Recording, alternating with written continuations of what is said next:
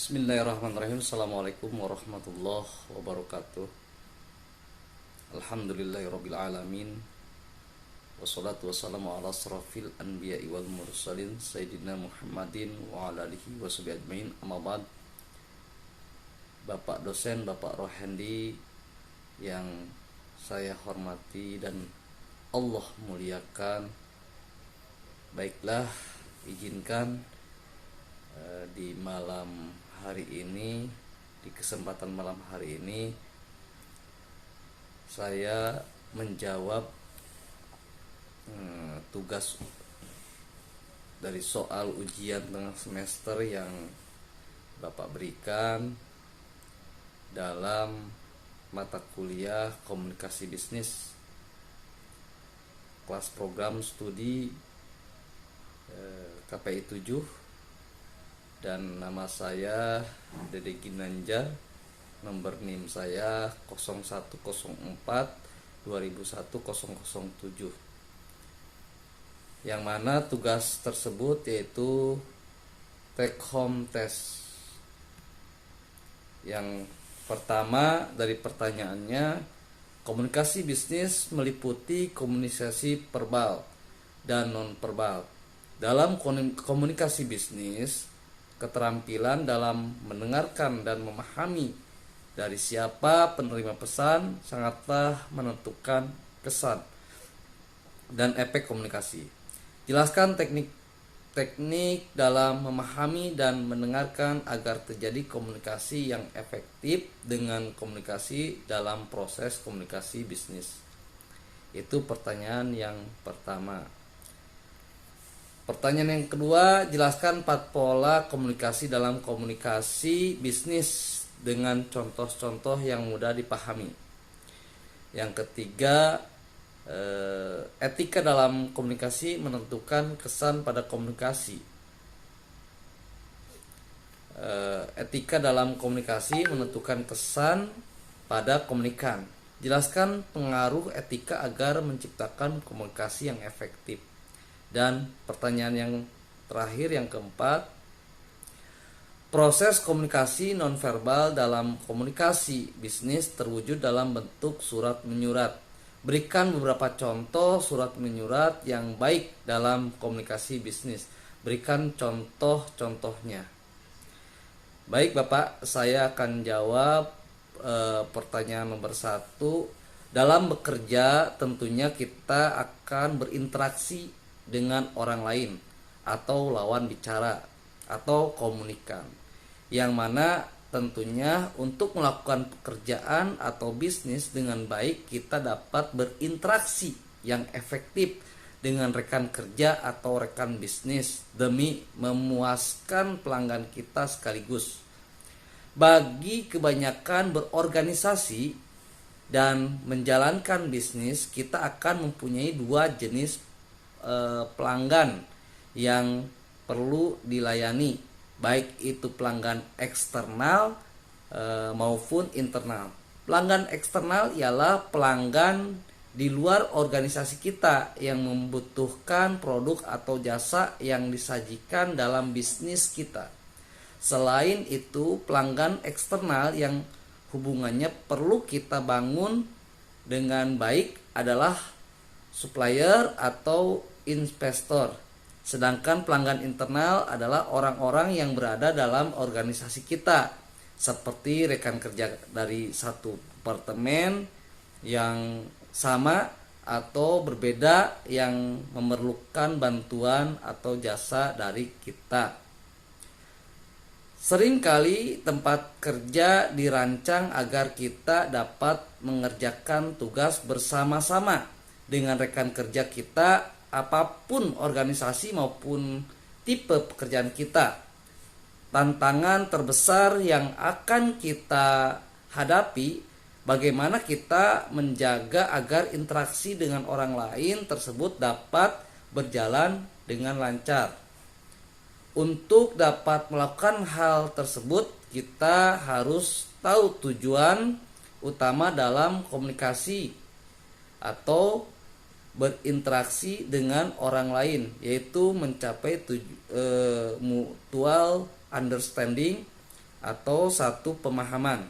Dalam berkomunikasi biasanya individu itu melakukan dengan 4 cara.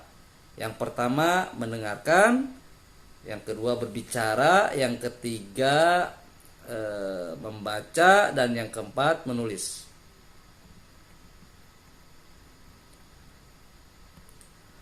Kebanyakan orang sering menggunakan komunikasi secara langsung, yaitu mendengarkan dan berbicara. Dalam proses komunikasi ini terdapat dua pihak dalam satu interaksi, yaitu pihak sender atau receiver. Senders atau pengirim adalah individu yang berbicara, mereka yang menyampaikan pesan kepada lawan bicaranya. Sedangkan receivers adalah individu yang mendengarkan pembicara untuk bisa mencapai komunikasi yang baik. Setiap orang bergantian dalam menjaga senders dan receiver. Ketika tujuan utama komunikasi itu tercapai, yaitu satu pemahaman, maka setiap orang akan memahami dengan baik apa yang dimaksud lawan bicara. Mereka tentunya untuk dapat satu pemahaman diperlukan usaha yang keras serta pendekatan tertentu. Dalam komunikasi terdapat 4 jenis pendekatan yang umum dilakukan oleh individu.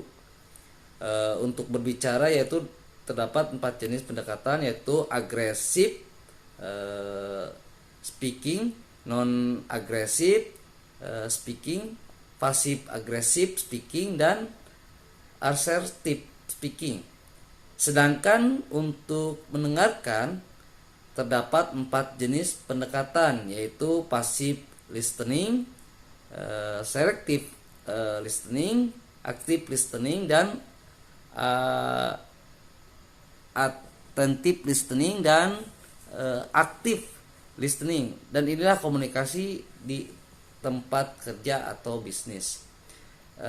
Jawaban yang kedua, ada 4 pola dalam komunikasi bisnis, yaitu polanya yaitu verbal, non verbal, tertulis, dan visual. Contoh komunikasi verbal yaitu kita sampaikan pesan atau tukar pikiran dari penyampai pesan kepada penerima pesan dengan tujuan tertentu yang ingin dicapai dan kata-kata yang sebelumnya kita kemas agar pesan dapat diterima dengan baik oleh pelanggan kita. Yang kedua, contoh komunikasi nonverbal yaitu kita menyampaikan pesan tanpa kata-kata, seperti contoh kita berikan senyuman, kerapihan penampilan ataupun pakaian, wanginya badan kita, yang mana tujuannya memikat atau menarik pelanggan untuk memahami tujuan kita dalam memasarkan produk. Contoh komunikasi tertulis yaitu kita sampaikan pesan dengan media tulisan atau media yang bisa dibaca oleh komunikan. Seperti contoh kita kirimkan surat informasi promosi atau berita produk di surat kabar atau brosur-brosur iklan, yang tujuannya agar media tersebut bisa tersampaikan kepada pelanggan bisnis kita. Contoh komunikasi visual yaitu kita berkomunikasi dalam media digital, seperti menyampaikan produk kita di channel YouTube ataupun live TikTok ataupun live Facebook, dan langsung berkomunikasi di dunia maya. Jawaban yang ketiga, pengaruh etika agar menciptakan komunikasi yang efektif. Dalam komunikasi bisnis tentunya yang harus kita miliki utamanya yaitu etika dalam berkomunikasi agar kesan yang kita sampaikan dapat diterima dengan baik oleh komunikan. Adapun etika yang harus kita miliki dalam menjalankan bisnis yaitu satu, keramahan sikap kita kepada komunikan atau pelanggan, sopan santun dalam berbicara ataupun menyampaikan pesan, berikan pelayanan sebaik mungkin agar komunikan tersebut merasakan kenyamanan akan perilaku dan komunikasi kita. Pertanyaan yang nomor 4 saya jawab, contoh surat menyurat yang baik dalam komunikasi bisnis. Untuk menyampaikan pesan yang baik dalam komunikasi berbisnis, tentunya dalam isi surat berikan salam, berikan hormat. Isi surat cantumkan tanggal dan waktu pengiriman surat. Isi surat yang dipahami komunikan, dan tidak ada kebohongan dalam menyampaikan pesan. Selalu ada permohonan dan permintaan maaf dalam surat dan menampilkan identitas yang jelas. Mungkin itu yang dapat saya sampaikan. Mohon maaf atas segala kekurangan. Dan wassalamualaikum warahmatullahi wabarakatuh.